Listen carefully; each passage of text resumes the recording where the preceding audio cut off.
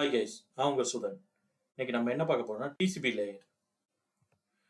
TCP லேயர்னா transmission control protocol. இதெல்லாம் மொத்தம் 4 லேயர் இருக்கு.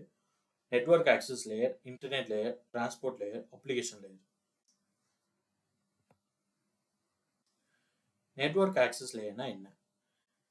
ஸோ ஆல்ரெடி ஓஎஸ்ஏ லேயரில் physical layer, data link layer பார்த்துருந்தோம்.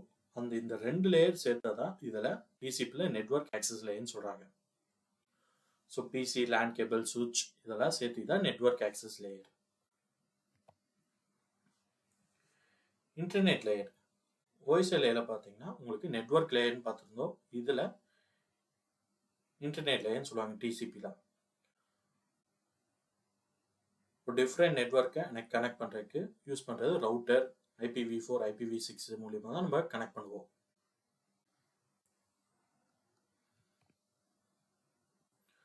டிரான்ஸ்போர்ட் லேயர், ஒரு டேட்டாவை ஒரு இடத்துலேருந்து இன்னொரு இடத்துக்கு நான் டிரான்ஸ்போர்ட் பண்ணணும்னா இன்டர்நெட் மூலியமாக தான் டிரான்ஸ்போர்ட் பண்ண முடியும். அது வயர்டு கனெக்ஷனா இல்லை வயர்லெஸ்ஸானு.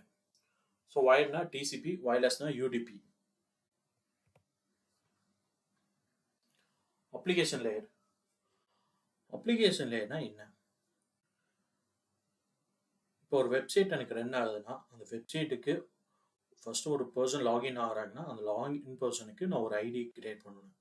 ஸோ அதுதான் செஷன் ஐடின்னு கால் பண்ணுறாங்க. இந்த இடத்துல அந்த வெப்சைட் எப்படி ப்ரெசன்டேஷன் பண்ணணும், ஒரு ஃபோட்டோ எப்படி ப்ரெசன்டேஷன் பண்ணணும், கண்டென்ட் எப்படி ப்ரெசன்டேஷன் பண்ணணும், அப்போ இந்த இடத்துல ப்ரெசன்டேஷன் பண்ணுறதுக்கு தான் யூஸ் பண்ணுறது ப்ரெசன்டேஷன் லேயர். அப்போ இந்த செஷன் ஐடியும் ப்ரெசன்டேஷன் எங்கே ஆகுது? அப்ளிகேஷன் மூலிமா தான் ஆகுது. ஸோ ஒரு அப்ளிகேஷன் இருந்தால் தான் என்னால் அந்த இதே பார்க்க முடியும். வெப்சைட்ஸே ஒரு வெப்சைட்டை என்னால் வியூ பண்ணணும்னா இப்போ நான் ஃபார் எக்ஸாம்பிள் எனக்கு கூகுள் ப்ரௌசர் தேவை. கூகுள் ப்ரௌசர் மூலிமா தான் வெப்சைட்டை என்னால் வியூ பண்ண முடியும்.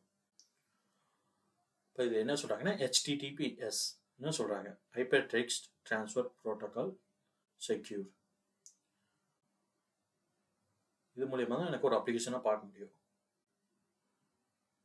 சரி, தேங்க்யூ கைஸ்.